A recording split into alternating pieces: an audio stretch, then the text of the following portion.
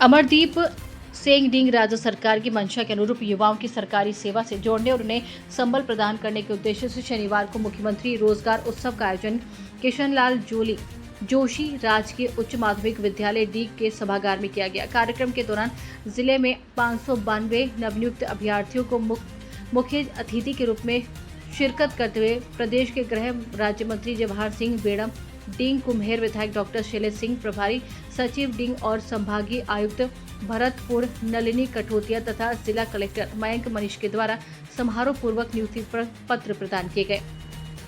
इस दौरान सभागार में उपस्थित सभी अतिथियों, अधिकारियों और नवनियुक्त कर्मियों ने बालोतरा के पचपदरा में आयोजित प्रधानमंत्री नरेंद्र मोदी और मुख्यमंत्री भजन लाल शर्मा के मुख्य समारोह और रिफाइनरी लोकार्पण कार्यक्रम का सीधा लाइव टेलीकास्ट देखा और सुना। इसके बाद पूर्व कार्यक्रम का शुभारंभ अतिथियों के द्वारा मां शारदे के चित्र पर माल्यार्पण और पूजन के साथ किया गया। समारोह को संबोधित करते हुए गृह राज्य मंत्री जवाहर सिंह बेड़म ने सभी नवनियुक्त कर्मियों को बधाई और शुभकामनाएं देते हुए कहा कि आज सेवा से आ रहे युवाओं का चयन पूरी तरीके से उनकी मेहनत के बल पर हुआ। पिछली सरकारों में पेपर लीक से नौजवान उनके माता पिता परेशान थे, लेकिन मुख्यमंत्री भजन लाल शर्मा के नेतृत्व वाली सरकार ने इस कुप्रथा को समाप्त कर ये सुनिश्चित किया है कि जो मेहनत करेगा वही नौकरी पाएगा। उन्होंने कहा कि आज प्रदेश भर में एक साथ 53,977 युवाओं को नौकरियां दी जा रही, जो युवाओं के प्रति सरकार की प्रतिबद्धता को दर्शाता है। उन्होंने नवयुक्त कर्मियों को जीवन में इस मुकाम तक पहुंचने के लिए अपने माता पिता के पैर छूकर आशीर्वाद लेने की बात कही।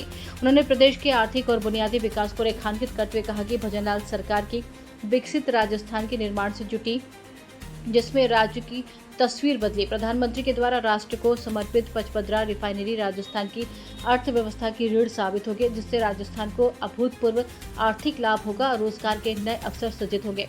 कई सरकारें आई और गई, लेकिन रिफाइनरी का काम अटका रहा। इसे वास्तविक संजीवनी देने का कार्य देश के प्रधानमंत्री ने किया। उन्होंने कहा कि राज्य सरकार प्रत्येक नागरिक के व्यक्तिगत विकास, बुनियादी ढांचे और स्वास्थ्य, शिक्षा और आर्थिक समृद्धि के लिए पूरी तरह प्रतिबद्ध है।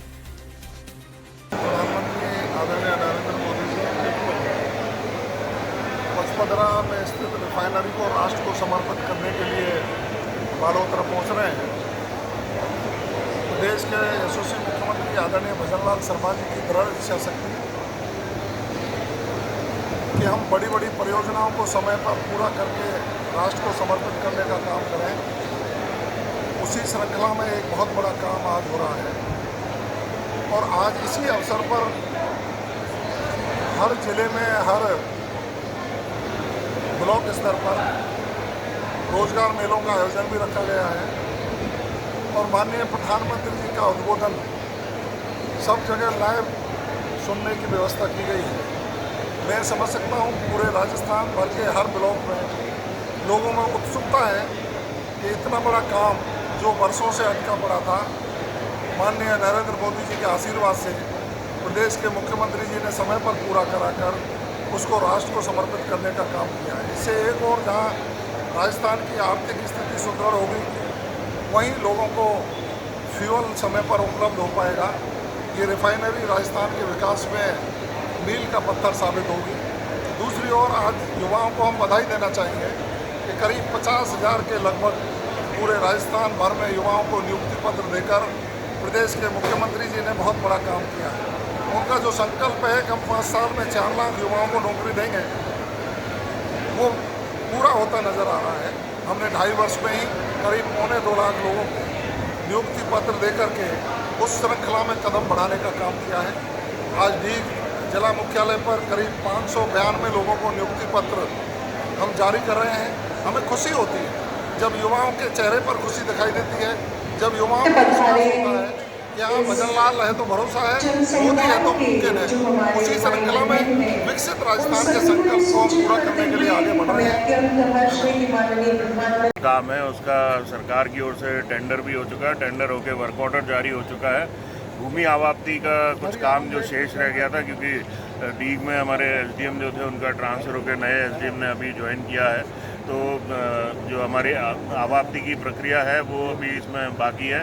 वो बहुत जल्दी पूर्ण कराकर उसका काम का शिलान्यास हम करेंगे। एक डीग के ग्रामीण क्षेत्रों की बात करें, रास्ते काफ़ी ख़राब हैं, कैसे कि बहुत गांव ऐसे हैं जहाँ कई सालों से रास्ते बने ही नहीं हैं, तो प्रक्रिया का परिशेष है। देखिए, जहाँ जहाँ पर रास्तों की समस्या है, पूरी विधानसभा में हमने 2.5 साल पहले जब हमारी सरकार आई उस समय पूरी विधानसभा में मेन रोड भी जर्जर अवस्था में थे। हमारा प्रयास हम कर रहे हैं, लगातार पीडब्ल्यूडी विभाग द्वारा सड़कों का निर्माण किया जा रहा है और हमारी सरकार की जो अटल पथ की योजना है उसके द्वारा भी हम ग्रामीण अंचल में सड़कों का विकास करा रहे हैं। अच्छा मंत्री,